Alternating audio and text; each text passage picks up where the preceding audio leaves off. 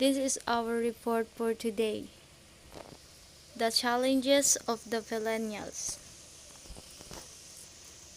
Social web. Number 1. As a Fillenial, do you think that the many accessible technological resources is more of a help or a distraction? I think people nowadays is irresponsible in using social media. They spend more time on it. Many people are distracted by it like students. Some people are lack in personal communication due to media. Number 2. As a millennial, do you get new skills and new knowledge on the uncensored web technology or just a new addiction that will ruin your focus and your priorities? I think it can help us to get new skills and knowledge because we can learn or it has been studied to use website. Number 3. As a millennial, what gives you more pressure, stress or tension? Stress, because if you're constantly under stress, you can have physical symptoms such as headache, an upset stomach, high blood pressure, chest pain, and problems with sleep. Stress can also lead to emotional problems, depression, panic attacks, or other forms of anxiety and worry. Number 4.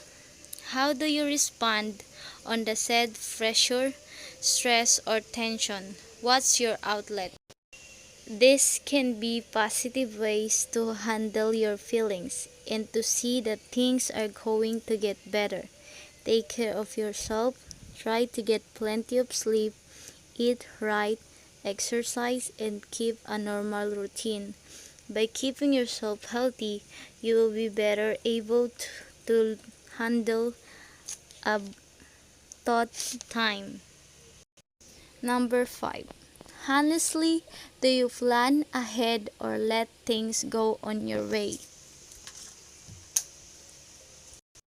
I plan ahead because sometimes, for example, when I plan my activities ahead of time, it will give a better sense of time for them, unlike when you do not plan your activities, you will not be able to complete them in time.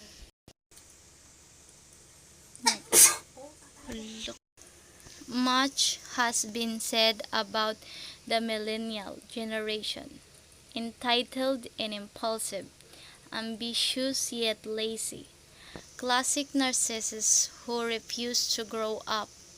The word the word millennial itself has continuously been used in the media to discredit and belittle this entire group of individuals born between 1981 to 1996. Ang sabi dito, marami na ang nasabi tungkol sa millennial generation. Entitled and impulsive, ambisyosa pero tamad. Mga klasikong narcissist na tumatangging lumaki.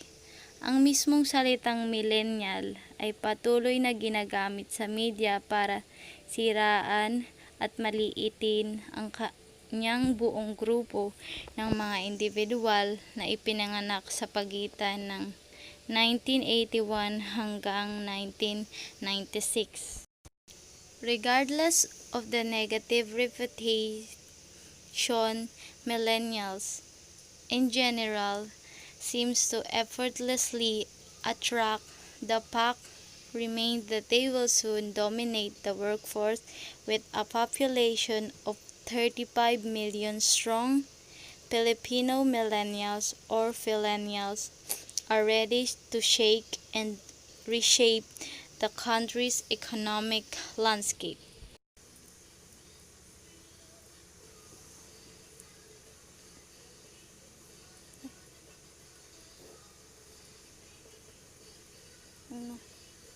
Ay, wait lang. According to a 2015 census by the Philippine Statistics Authority, Millennials comprise 53% of the working age population, with 45% employed. The staggering rate at which they descend on job means that they also have a growing purchase power. Business must learn how to better market their brands to these young consumers, whose behaviors and ideas are drastically different from previous generations. To successfully capture a stable millennial market base, one must first understand what they value, which is central to how they behave. Their characteristics, after all, are not just randomly selected options in a checkbox. They stem from principles that millennials respect. Indeed, despite how millennials are often viewed as the me generation obsessed with selfies and the perfect Instagram shot, they are actually politically and socially engaged. Next slide. The Filipino youth are considered as the most valuable resource of the country. The Youth and Nation Building Act, Republic Act 8044, which was enacted in 1995, established the National Youth Commission and the National Comprehensive and Coordinate Program on Youth Development.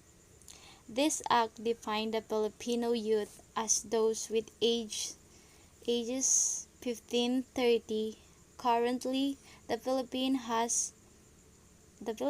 have a projected 85.2 million population. The youth comprises more than 40% of the total population.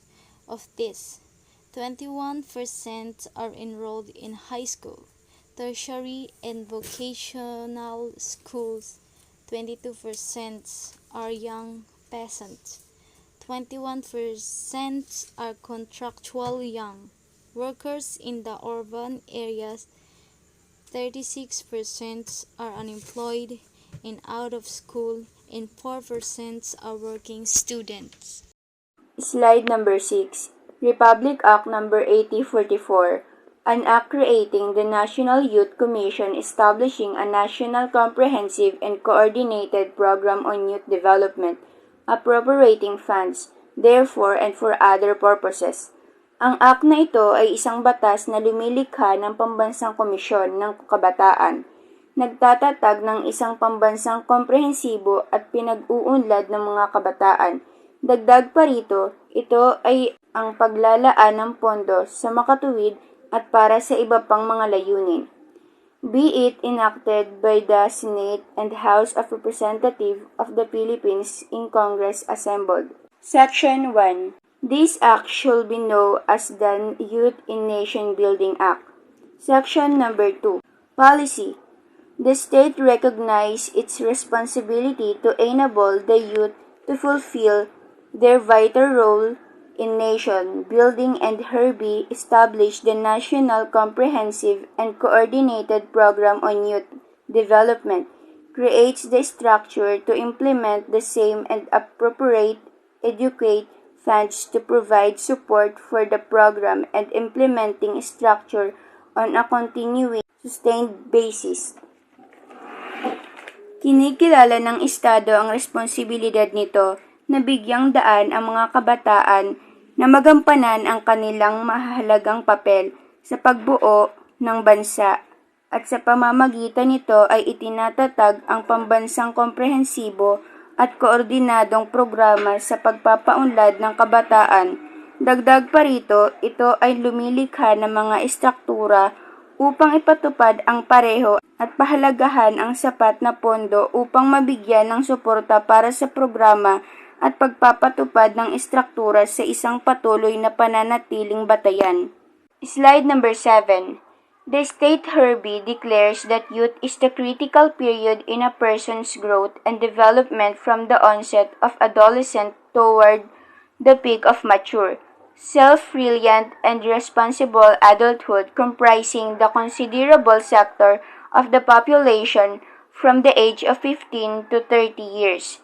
Sinasabi rito na pinapahayag ng Estado na ang kabataan ay ang kritikal na panahon sa paglaki at pag-unlad ng isang tao mula sa pagsisimula ng pagdadalaga tungo sa mga tugatog na ganap na pagtanda, self-reliant at responsableng adulthood na binubuo ng malaking sektor ng populasyon mula sa edad na 15 hanggang 30 taon. The state further declares the National Comprehensive and Coordinated Program on Youth Development should be based on the following principle. Letter A. Promotion and protection of the physical, moral, spiritual, intellectual, and social well-being of the youth to the end that the youth realize their potential for improving the quality of life.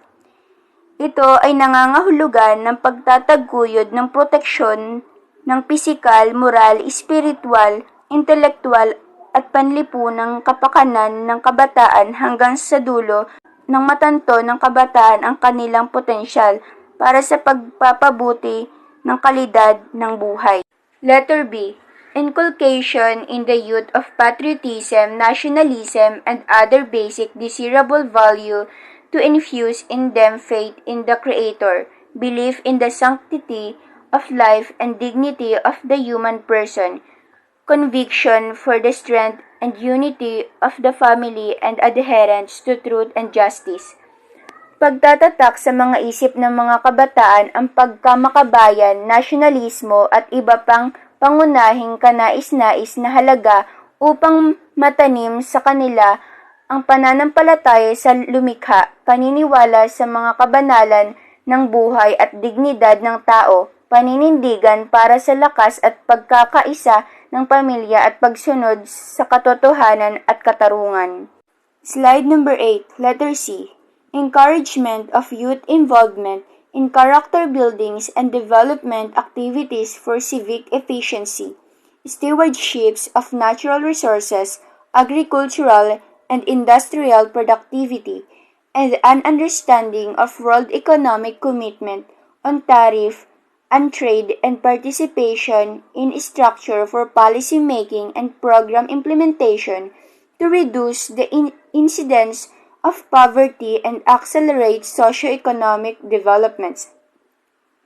Ito ay ang paghihikayat na makilahok ang mga kabataan sa pagbuo ng karakter at mga aktibidad sa pagpapaunlad para sa sibiko kahusayan, pangangasiwa ng mga likas na yaman, produktibidad sa agrikultural at industriya at pag-unawa sa mga pangako sa ekonomiya ng daigdig sa mga taripas sa isang kalakalan at pakikilahok sa istruktura para sa paggawa ng patakaran at pagpapatupad ng programa upang mabawasan ang saklaw ng kahirapan at mapabilis ang pag-unlad ng socio-economic.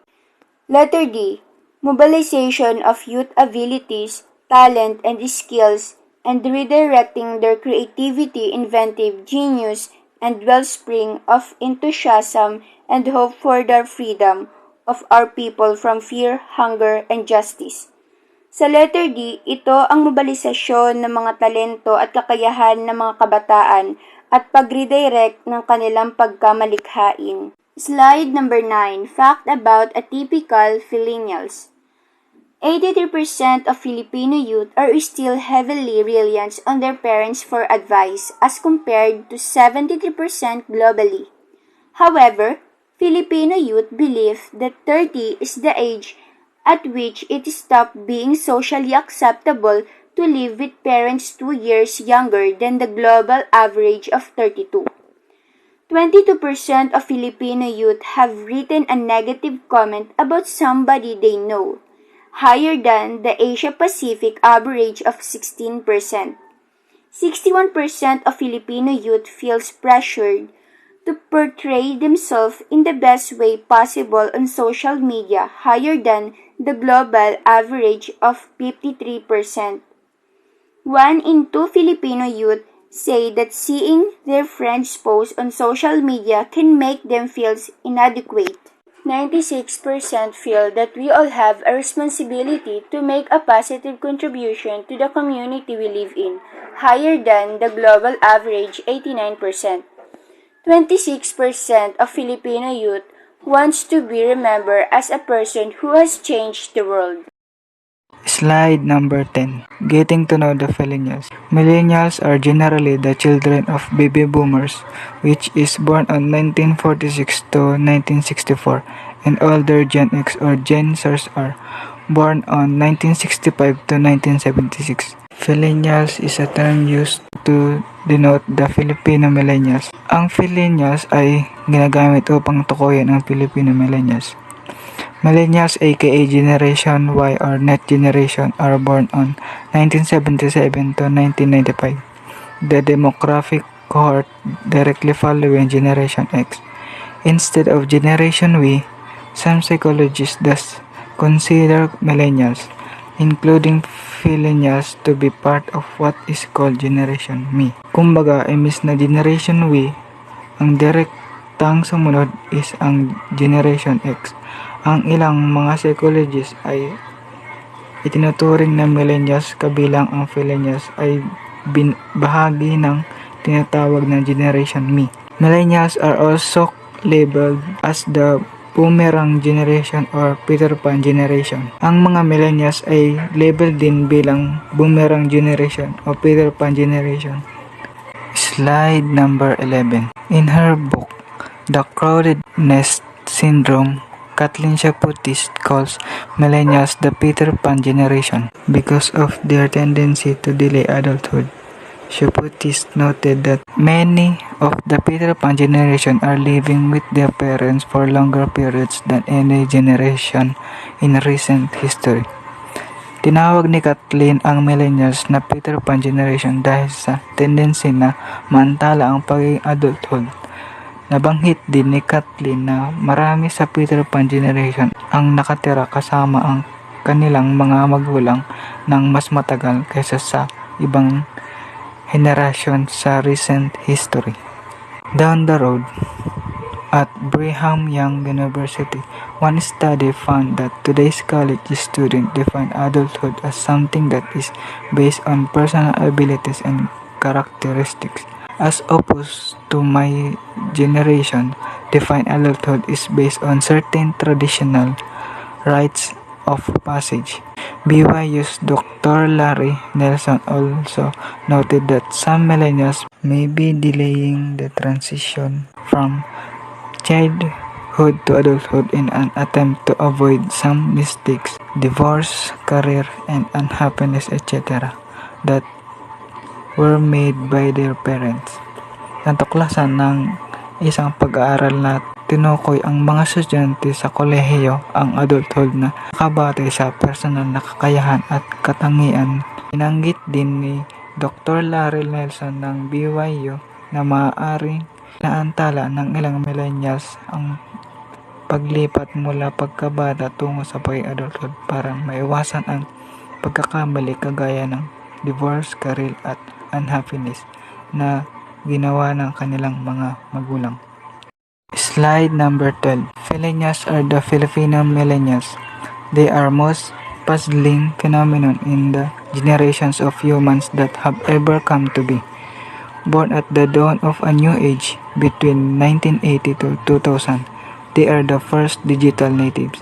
Kaya tinawag tayong first digital natives dahil sa nabuhay tayong may mga gadget na dinevelop na lang. Tsaka kaya tayong tinawag na puzzling phenomena generation. They are socially connected via multiple devices and are in some instances bordering on the obsessed with social media as with selfies.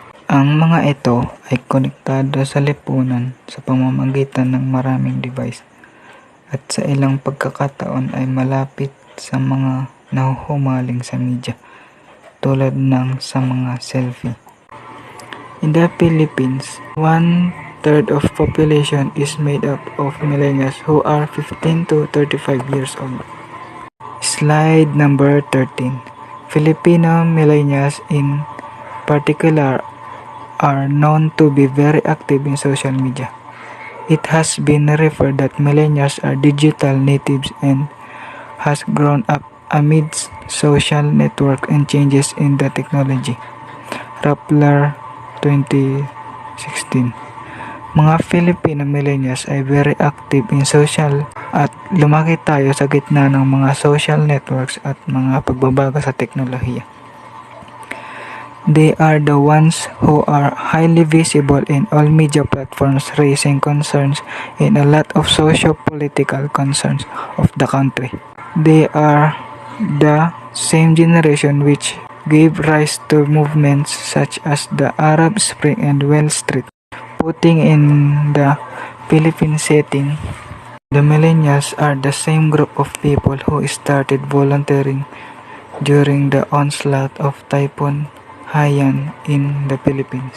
The power that gave rise to the 1 million March protest against the Priority Development Assistance Fund PDAF scandal.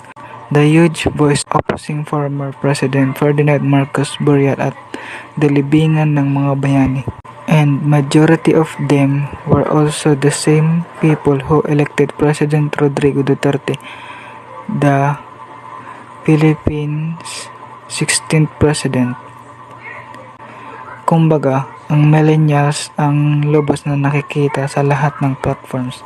Sila din ang mga parehong henerasyon na nagbunga ng paggalaw tulad ng Arab Spring at Wall Street. Millennials din ang parehong grupo ng mga tao na nagsimulang nagboluntaryo sa panahon ng pananalasan ng Bagyong Haiyan ng 1 million March na protest laban sa PDAF. Tumalungat din sa libing ni dating Pangulong Ferdinand Marcos sa libingan ng mga bayani at ang naghalal kay Pangulong Duterte na ating ika-16 na Pangulo. Next reporter. Good afternoon, sir. Good afternoon, classmate. Today, I will continue the report about the challenges of the Fillenial. Millennials do have contrasting characteristics compared to the previous generation given the advancement in technology. The dynamics and rapid changes in the international community. Millennials tend to be more socially aware in their surroundings and to the community that they belong to, as they were exposed to significant societal changes globally, such as the start and peak of globalism, terrorism attacks such as the September 11 bombing and internet age. Some of the traits attributed to millennials nowadays are being civic-minded. They highly value and balance their respective works and lives, able to conduct multitasking and team-oriented, which draws differences with the other generation. Ang mga millennials daw ay mas advanced in technology and aware in their surrounding. So, dahil nga mas aware sila sa surrounding nila, mas sila yung nagpa-participant sa mga community service. I want to do things on my own terms. He quotes the basic premise of millennial decision making. So, whatever decision that is must be my own, not influenced by anyone. If I fail based on that decision, okay lang. Decision ko yan eh. I accept it and I learn from it. The worst thing that you can tell a millennial is you cannot do it. He continues to them that is violating the very being of what they stand for. They want and they must find out things for themselves. They appreciate advice and they appreciate encouragement and they appreciate leads and they appreciate guides. Kapag ang mga millennial ang nagdidesisyon, ayaw nila na pinapakialaman sila. Hindi nila pinagsisisihan ang anumang kalabasan ng kanilang desisyon. By 2025, millennials are estimated to account for 72% of the global workforce. This means that the attitudes and traits of these self-involved, self-taking individuals are what will be shaping various industries, both as workers and consumers. That's why so much extensive research is being done to get better picture of them. The impact of the coronavirus pandemic on incomes and livelihood has made millennial and Generation Z, Gen Z, Filipinos aware of their financial health, pushing them to save for future needs according to survey conducted by Manufacturer Life Insurance Corporation, PILS INC Manulife Philippines. What we found through the studies that the pandemic actually has been a game changer for these two generations. They have become much more financially conscious because their top stress or their number one worry during this time is running out of money, said Melissa Henson, Manulife Philippine Chief Marketing Officer, in a press briefing of Wednesday. How else do you think the pandemic affected the financial society? Were the changes in you brought by the pandemic being a Fillenial more in a positive or a negative aspect? Sa tingin mo, paano ba nakakaapekto ang pandemic sa mga Fillenial or Filipino Millennials? Bilang isang millennial na Filipino, ano daw ang mga pagbabago na nangyayari sa iyo dahil sa pandemic na naganap? Maaaring positive or negative na pagbabago? The survey also shed light on the financial product types that the millennials and Gen Z owned, with insurance coming out on the top at 79% for millennials and 68% for Gen Z. More financial information about Gen Y and Z. While generations Z are more likely to reward themselves, they made inroads into pursuing financial opportunities earlier in security. The financial literacy of millennials has improved significantly. Established 79% are looking to create or increase the value of their money because while they are young, they have a lot of time to work hard, so they increase their money, and not like adults who get tired easily at work, so they only get less money. Then the some millennials are early savings of their money for the future because sometimes their money is too much. So 68% they are already making investment. They should have made savings in the first place of others because now that they are older, they don't have enough jobs to get more money to invest for themselves.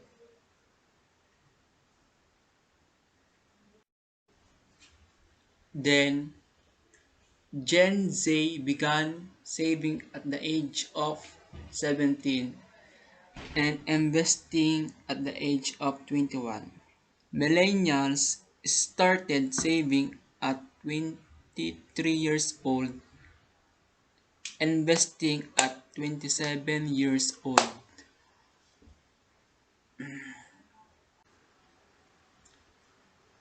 Government savings programs or bonds came second at 78% and 50% respectively, while cryptocurrency was third at 60% and 40%.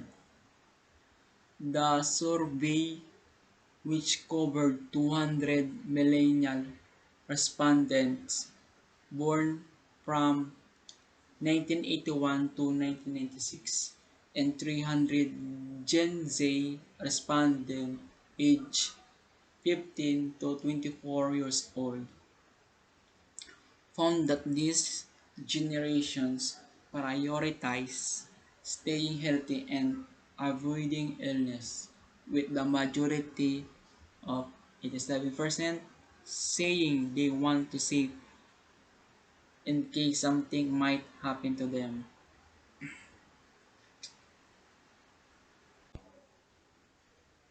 Mm, The percentage of government savings programs of millennials is still high, almost 78% than in any other aspects.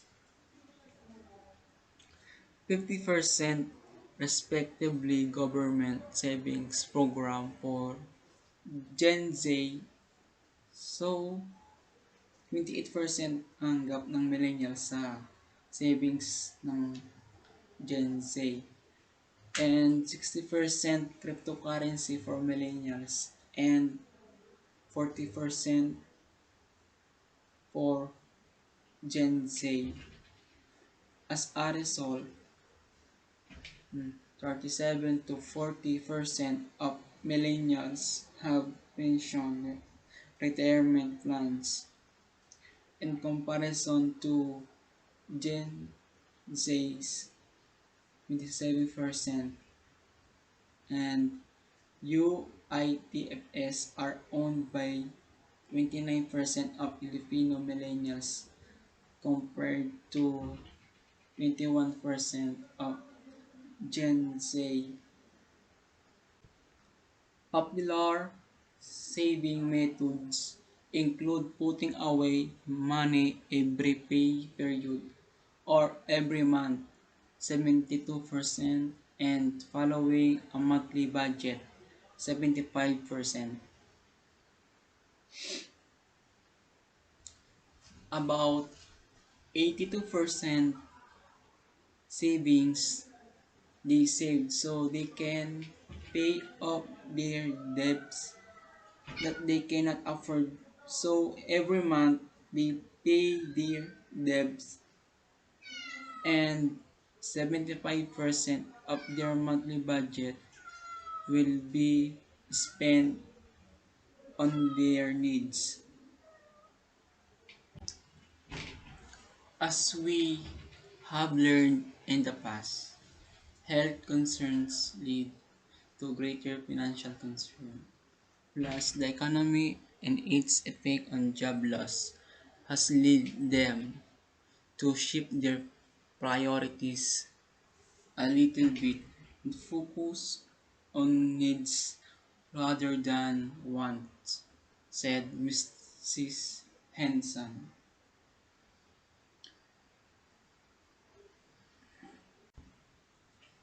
To successfully capture a stable millennial market base, one must first understand what they value, which is central to how they tend to behave.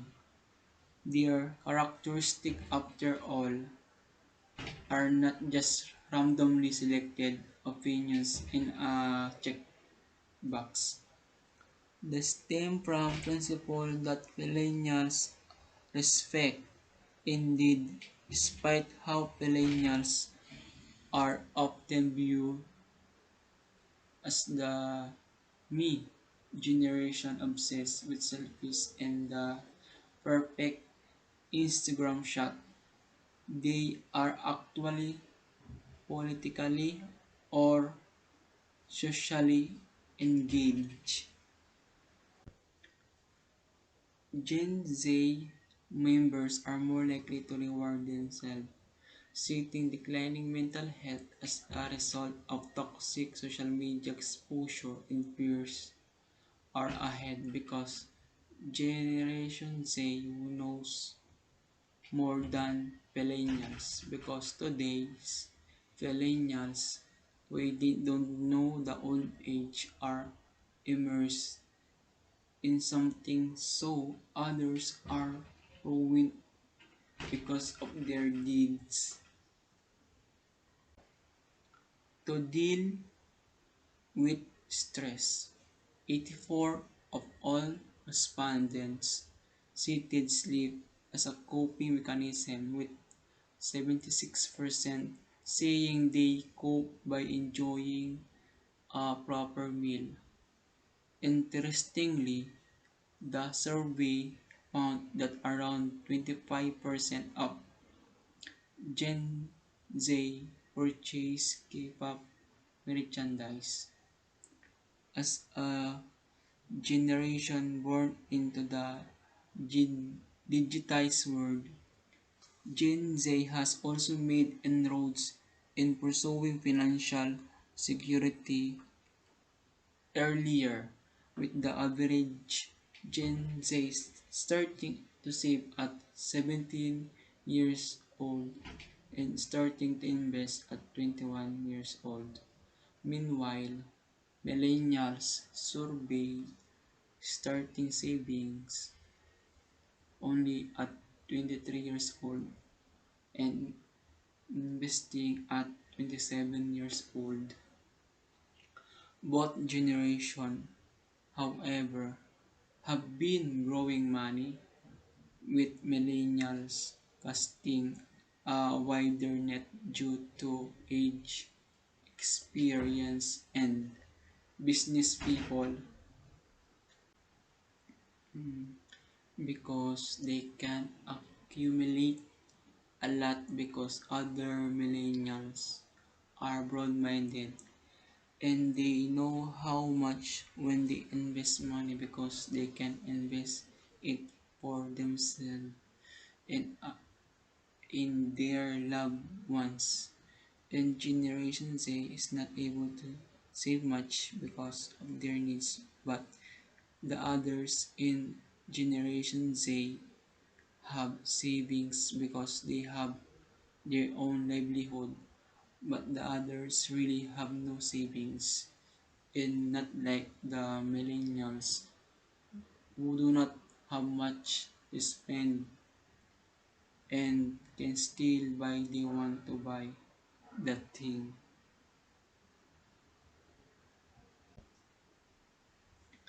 Starting a business is something that emerged quiet strongly.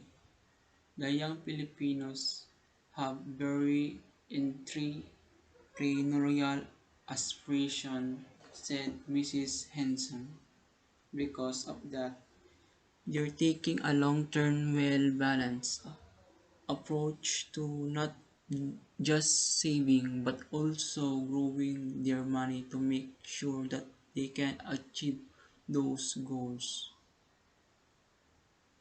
The takeaway from the survey, according to Ms. Henson, is the importance of early financial literacy. There is so much information accessible to Gen Z. They really grew up in an already digitized world, so they have become aware much earlier. We need to engage with Gen Zs that are still in school because they're already showing interest. Bronte H. Laksamana. Top 5 traits of a typical Filipino. According to 2015 census by the Philippine Statistics Authority, Fillenials comprise 53% of the working age population with 45% employed. To successfully capture a stable Filipino market base, one must first understand what they value, which is central to how they behave. Their characteristics, after all, are not just randomly selected opinions in a checkbox. They stem from principles that Fillenials respect. Indeed, despite how Fillenials are often viewed as the me generation obsessed with the selfies and the perfect Instagram shot, they are actually politically and socially engaged. So, what are the traits of typical Fillenials? Number 1. They are tech savvy. Millennials spend 5 to 10 hours a day consuming numerous online content, and that's a modest estimate. As digital natives, they are highly mobile generation who rely on technology to help them perform their jobs better. Millennials don't just love consuming content but also sharing it within their circles, whether it's eating, drinking out, or watching films. They are like they like documenting their experience and letting other people know about it, perhaps even get influenced by it on some level. Each real life activity is a digital activity. They will pay for experience. Millennials want to experience life. the best way possible with their friends and they are willing to pay for it. They like traveling and even view it as a necessity rather than a luxury. They would rather attend the actual concert than to buy the band's merchandise. They always crave new adventures and discoveries and want to put thrill in the mundanity of everyday. Millennials consumers appreciate bands and bands that put value to their experience. Something exotic, adventurous, memorable, and perhaps a little bit dangerous. An astounding 98% of participants in the survey conducted by Factory 360 admitted that they are more inclined to buy a product when they participate in an experiential campaign. Number 3, they love good content. Millennials like witty and thought-provoking content. They are just like as likely to share a branded post as they are to share a photo from a friend. They just have to find in a story they can relate to or even simplify and find funny. Just take a look at the hugot culture that has been making its rounds and brands who utilized heartbreaking but humorous one-liners to connect easier and better with their markets. Here are the example of hugot. They love good content. Like for example, this one picture, yung dilim ka ba? Kasi nang dumating ka, wala na akong ibang makita. That's example of hugot. And this one, sabi nila, surround yourself with positive people. Sa ngayon, parang ayoko muna. So yung may malalim na kahulugan yung mga sinasalita. At ito po, example ng isang post na memes na tinatawag nating memes, yung nakakatawa po. Like for example, face-to-face to classes on January 22. Yung isang picture, yung classmate mo, glow up. Tapos ikaw, hindi pa nag-glow up. Yung katawa-tawa po ba? Do you think that the Fillenials today are thinking more or venturing into a business or applying for a job? From a millennial's point of view, how would you say that a post has a good content? This is my report about top 5 traits of a typical Fillenial. So, do you think that Fillenials today are thinking more of venturing into a business or applying for a job? I think yes, because Fillenials work hard and they are ambitious about their career youth, and job hopping is the new normal for Fillenials because they crave a sense of purpose. Next question is, from a millennial's point of view, how would you say that a post has a good content? I could say that a post has a good content because millennials want to feel they are making intentional choices with how they spend their money and attention. First is they have a selective attention span. In a study conducted by Kelton Research, millennial business professionals reported that they had increased attention span. However, they became more selective in the content they pay attention to. When selecting content to consume, millennials consider a solid narrative and the story behind the content. Video and animated visuals also help in keeping them engaged. According to Kelton Research in a study that he conducted na ang mga millennial business professionals ay nag-report na dinagdagan nila ng tagalang atensyon, pero naging mapili sila sa mga dapat nilang bigyang pansin. Then, they say that they give effort dun sa isang solid na salaysay at ang kwento dun sa likod ng content. Next is they go at their own pace. Millennials live by their own terms. They solve problems and make decisions through processes they made for themselves and don't like anything that hinders their creativity. Millennials love their individuality. Brands can knock on this creative sensibility through personalized or out-of-the-box ads with a powerful, socially relevant message that makes it easy to forget their ads in the first place.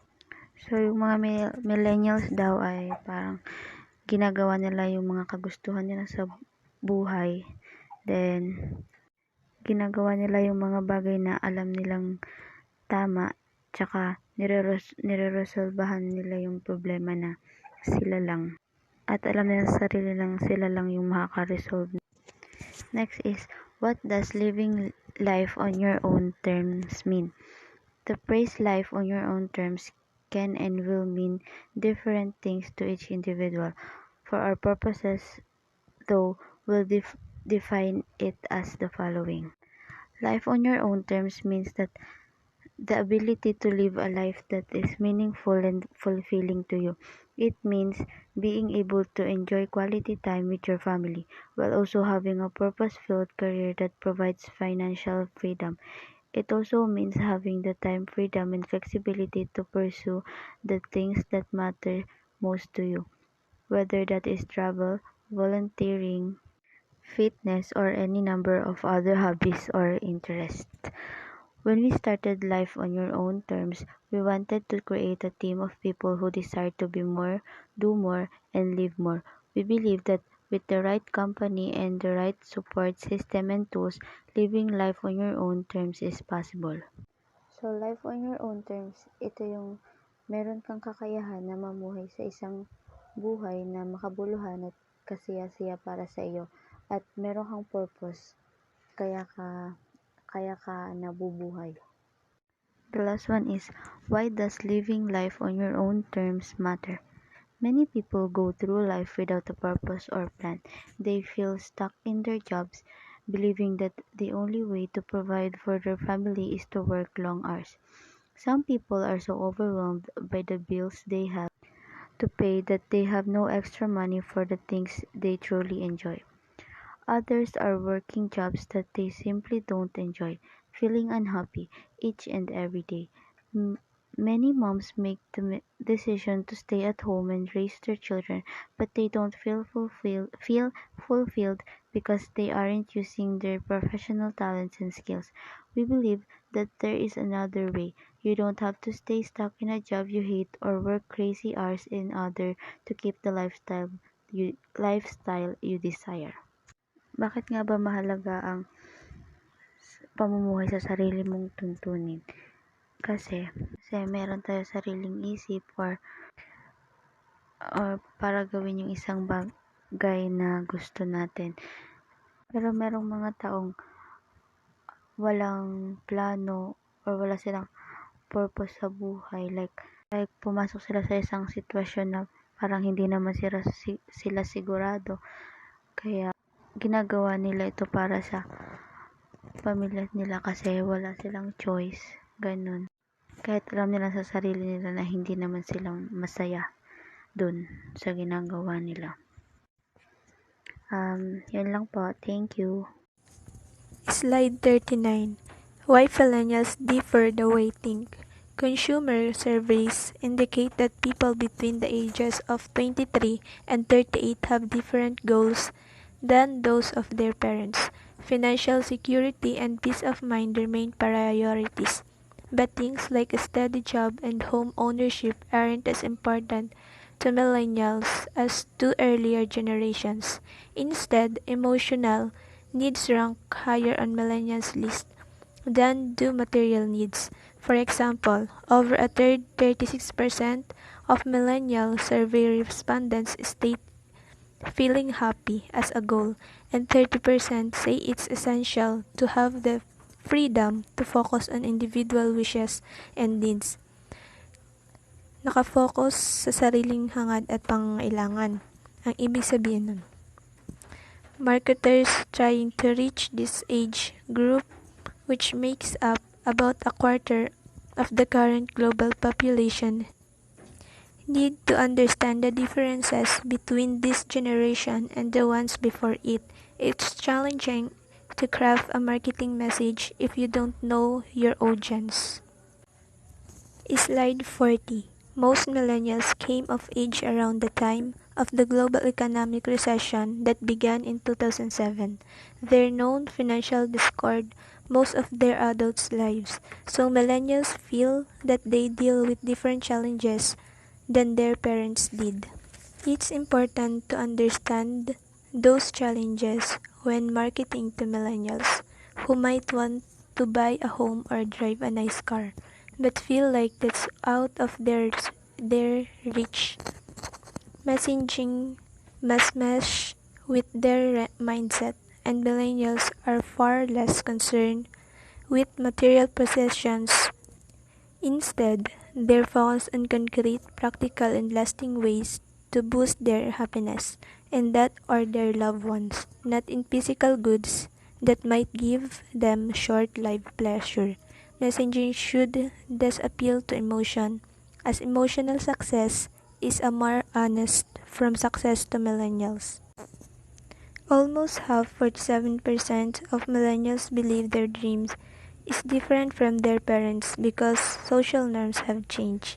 Sinasabi dito na karamihan sa millennials ay naniniwala sa kanilang pangarap na magkaiba sa kanilang magulang dahil sa nagbago ang social norms. There's less of an expectation to graduate from school and work your way up the corporate ladder for 30 plus years. There's also less pressure to stay at home and start a family. Those things aren't automatic successes anymore. Another 39% of millennials believe that technological development over the years has contributed to widely different possibilities for success and how to achieve it. The internet has changed the way people work. Video streaming has changed the way entertainment is consumed. Social media networks have altered how news is delivered. Millennials are the first generation to exist in an online world. Sinasabi dito ng iba namang mga millennials ay mas naniniwala na ang technological development ay magkaiba na may posibilidad na umunlad at kung paano paunlarin ito. Slide 42. Not only is the world different now, it's also viewed through an entirely different lens by millennials. It's a generation that consumes marketing, but it must be on their terms. These new social norms must present themselves in the message, and the message itself needs to be available when, where, and how millennials want to consume content, not just how the marketer wants to deliver it. Sinasabi naman dito na hindi lahat nagbabago ngayon. Marketing has always been about leading consumers to where they already want to go. It's the same thing with millennials, but it's important to remember where they came from as well as where they want to go are different from past generations. In other words, millennials are original, which can be challenging but also exciting, thought-provoking, and enlivening. What is your idea about the seemingly opposite thought? Financial security and peace of mind remain priorities, but things like a steady job and home ownership aren't as important to millennials as to earlier generation. For me, millennials, they have wildly different likes, beliefs, virtues, and mindsets. Differences in the physical connections of the brain are at the root of what people think and behave differently from one another. Say, you have 100,000 pesos. What will you do with the money? Best way to spend 100,000 pesos. Okay, so I'm just a teen who wants to make money. Really tempted to buy a vintage two-tone Rolex, but in hindsight, that would be a completely terrible way of spending my savings. I would fulfill one of my life goals though. Is this true? Emotional needs rank higher on millennials' list than do material needs. Why or why not? True, emotional needs rank higher on millennials because emotions are the main drivers in the process of decision making. Slide 44. Millennials and Generation ZS have become more conscious about their finances as the COVID-19 pandemic continues to affect incomes and livelihood, according to a study. It showed that the top concern of millennials 25 to 40 years old and Gen ZS 15 to 24 years old during the pandemic is running out of money. Other stressors include getting sick, their own death or that of a family member, declining mental health, and debt. 87% of respondents said they have been saving money to protect themselves against an unfortunate event, with 82% setting aside part of their earnings every month. A monthly budget is followed by 75% of those surveyed, with 87% making sure that they don't live beyond their means.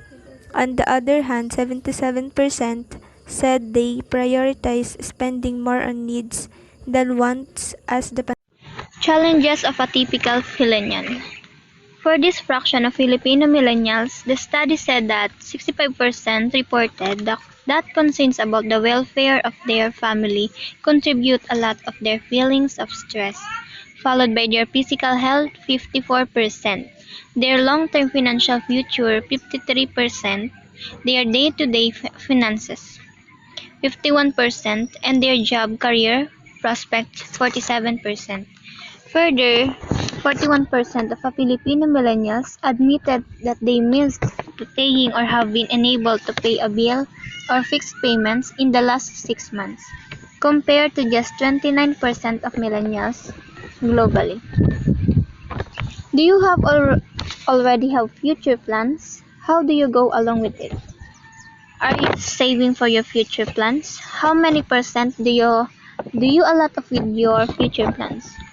Why is it important to think about the future and act on it now? Do you have any regrets about not acting upon a plan before? The advantage of being a millennial in the Philippines. First, the advantage of being a millennials in the Philippines, they are technology proficiency. Technology proficiency is the ability to use technology to communicate effectively and professionally, organize information, produce high-quality products, and enhance thinking skills. Second is millennial people have a higher knowledge of education and a better mindset in their future. And last, millennial people are multitasking and know what the latest and updates in the Philippines. Know what multitasking is used to keep all of a computer's resources at work as much of the time as possible na kumbaga millennial is always updated, di nahuhuli. Disadvantage of being a millennial. Millennial people disadvantage are their attitude.